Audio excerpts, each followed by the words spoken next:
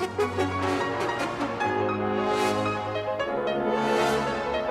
are listening to program notes for the Florida Orchestra's Huff Family Foundation Masterworks series. I'm Andy Tefelsky, social media manager of the Florida Orchestra, classically trained percussionist, and the host of this podcast. In this episode, I will be talking about Wynton Marsalis' Herald, Holler Hallelujah, Mason Bates' Alternative Energy, Leonard Bernstein's 3 dance episodes from On the Town, Igor Stravinsky's Ebony Concerto, and George Gershwin's Rhapsody in Blue. So you can dive deeper into the music anytime, anywhere. These audio program notes are authored by Kurt Loft, a local writer and former music critic. You can find his full transcriptions at floridaorchestra.org. Let's dive in.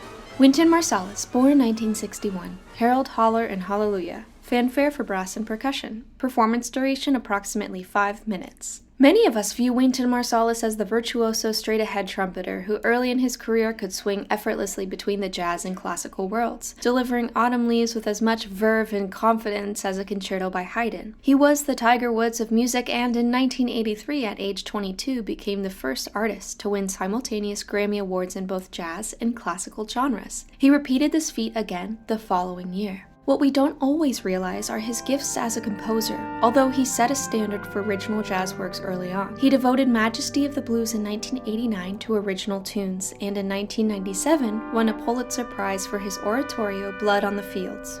Marsalis flexed his hybrid aesthetic further in 2019 with his violin concerto, and last winter TFO offered its first performance of his freshly composed concerto for tuba. The orchestra returns to Marsalis this season with Herald, Holler Hallelujah, a fanfare for brass and percussion, co-commissioned in 2021 by 7 orchestras. The 5-minute work opens with a subdued chorus, before adventuring into sonic peaks and valleys of varying dynamics, shades, and tempos. Although ripe with original riffs, the work pays homage to Duke Ellington's Black, Brown, and Beige, as well as Aaron Copland's famed fanfare for the common man. The last couple of minutes kick into a swing band mode and draw energy from the jazz funeral tradition of New Orleans, where Marsalis was born. The work also serves as a bookend to the closing piece on this program, says TFO music director Michael Francis. It's written in an iconic jazz style that's the modern incarnation of Gershwin. Mason Bates, born 1977. Alternative Energy. Performance duration, approximately 27 minutes. Florida Orchestra audiences are getting to know Mason Bates, the young American composer known for his electroacoustic mashups. We heard his cello concerto during the 2019-20 season, and his amplified Mothership made its mark on the opening program the following September. Now the orchestra has invited Bates back for Alternative Energy, which presents its own technical challenges and requiring a conductor's laptop, monitors for the musicians, speakers on stage, and acoustic premixing. Listeners can expect the unexpected, says TFO music director Michael Francis. This piece is going to rock, he says. It's all about green energy and the nature of energy, about where we are and where we'll be in the future. It's a wonderful potpourri in the way it unites popular and classical language. Composer in residence at the Kennedy Center, Bates is in demand by orchestras wanting to attract younger audiences and build future repertoire. Bates says, quote, "When I'm writing music for the concert hall, I go after what is the most pregnant music possibility, not just the outreach component. Older subscribers go along because they can tell I have roots in classical music, but listeners enjoy the collision of an old medium with sounds that could be on their iPod," end quote. Bates describes Alternative Energy as an energy symphony, spanning different time scales over 4 movements. He says it begins in the American Midwest in the late 19th century and travels through ever greater and more powerful forces of energy, a present-day particle collider, a futuristic Chinese nuclear plant, until it reaches a future Icelandic rainforest where humanity's last inhabitants seek return to a simpler way of life. A melody is first heard on the violin, then followed by a phantom orchestra that trails the soloist like a ghost. The accelerando cranking of a car motor becomes a special motif in the piece, a kind of rhythmic embodiment of ever more powerful energy, the composer adds. The next movement takes us to present-day Chicago, with actual recorded sounds from the Fermilab particle collider. In the next movement, we zoom a century into the future to an eerie wasteland in China, where a lone flute sings a distorted version of the fiddle tune heard earlier. Then comes a catastrophic meltdown, and as the smoke clears, we are in an Icelandic rainforest on a hotter, more dangerous planet. The piece ends, Bates says, with a gentle, out-of-tune pizzicato on the violin in a quiet plea for a less complicated life. Leonard Bernstein, 1918 to 1990. 3 dance episodes from On the Town.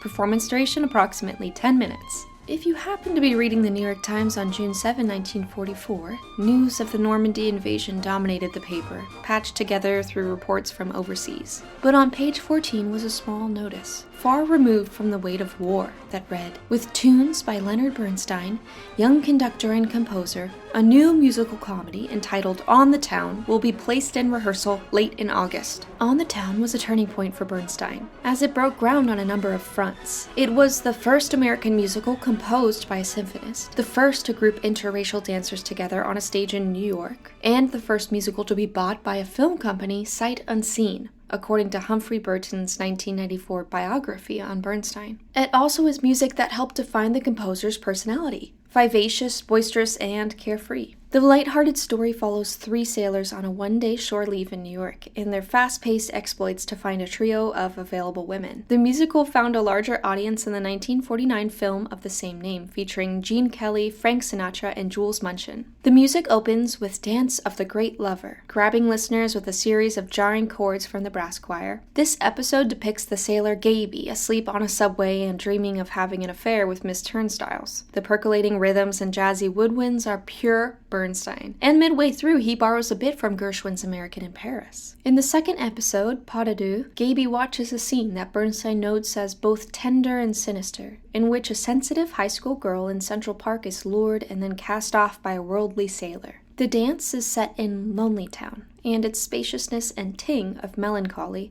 remind us of Aaron Copland. The finale, Times Square Ballet, kicks off with a roll-kicking clarinet solo and drums that Bernstein describes as a more panoramic sequence in which all the sailors congregate in Times Square for their night of fun. This episode includes snippets from New York, New York, It's a Hell of a Town, the musical's best-known song.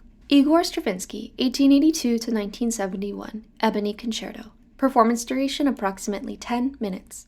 This is the Florida Orchestra's first ever performance of Stravinsky's Ebony Concerto, composed in 1945 for Woody Herman's big band. It might seem odd that the Russian master would write in popular American vein, but he admired what he heard while living in Los Angeles, and this exhilarating work shows the quirky side of an otherwise sober composer. Like the Gershwin that follows, the Ebony Concerto redefined what we expect from conventional forms. After its premiere, purists in both the jazz and classical camps were at odds over its attempts to swing, and early recordings and performances reveal musicians struggling to reconcile such a hybrid work. Although Ebony is indeed jazzy, Stravinsky structured it on the 3-movement, fast, slow, fast scaffolding of a Bach Brandenburg concerto. And like those Baroque gems, the soloist, in this case the clarinet, is less a protagonist than a player within a small group. Pay attention as soloist Natalie Hoe blends her instrument with her partners, not so much above or beyond them, as was the custom in the old form known as the concerto grosso. The opening movement shows Stravinsky in a frisky mood,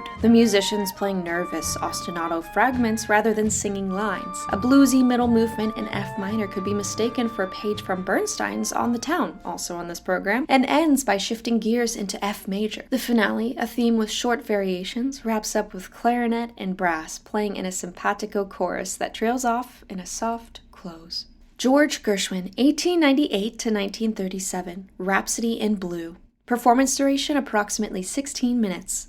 This year marks the 100th anniversary of George Gershwin's iconic Rhapsody in Blue, a work that fused American jazz with European classical traditions and forced people to rethink the concert experience. Today, Rhapsody is etched into the cultural landscape as arguably the single most played work by an American composer.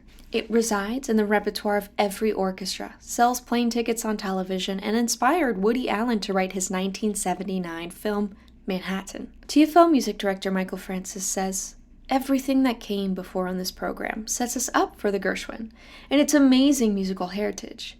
I wanted to put it on a pedestal because it deserves to be there." In a program titled An Experiment in Modern Music, the work premiered on February 12, 1924 at Aeolian Hall in New York with Gershwin at the keyboard and Paul Whitman leading the orchestra. The lineup included Limehouse Blues and Alexander's Ragtime Band, along with pieces by Victor Herbert, Irving Berlin, Jerome Kern, and the English composer Edward Elgar. But everyone, including such notables as Igor Stravinsky, Sergei Rachmaninoff, Leopold Stokowski, John Philip Sousa, and Fritz Kreisler, were surprised at what came next. After intermission, a slim, well-dressed 20-something Jewish man walked on stage and sat at the piano. Suddenly, the sound of a bluesy clarinet snaked through the air.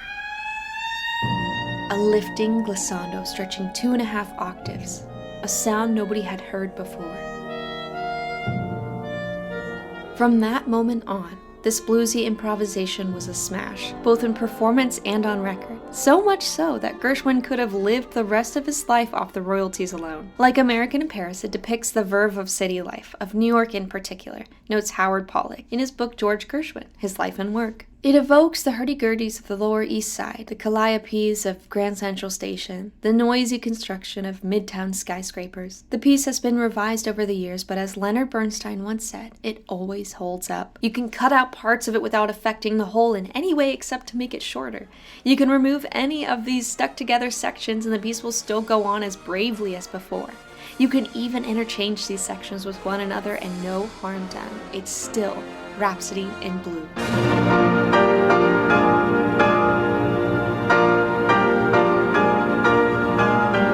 Thank you for listening to Sound Waves with the Florida Orchestra. Enjoy the concert.